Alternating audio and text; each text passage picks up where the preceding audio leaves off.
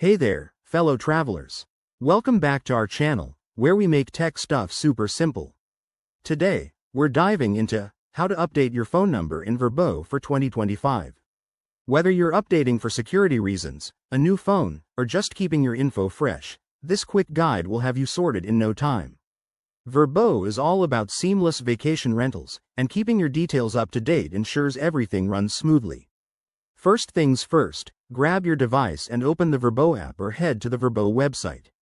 If you're on the app, make sure it's the latest version for 2025. Updates often include new features and security enhancements.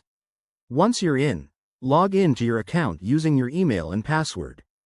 Don't have it handy? Hit the Forgot Password option if needed, but let's assume you're good to go. Now, once logged in, tap on your profile icon, usually found in the top right corner. It's that little picture or initials that represent you. This will take you to your account settings. Look for the Account or Profile section. That's where the magic happens. Scroll down until you find the Personal Information or Contact Details area. Here, you'll see your current phone number listed. To update it, simply click on the phone number field. A prompt will appear asking you to enter your new number. Type it in carefully, making sure it's correct to avoid any verification issues. Vrbo might send a verification code via text to that new number, so keep an eye on your phone. Enter the code when prompted to confirm. Once verified, hit Save or Update, and boom, you're done.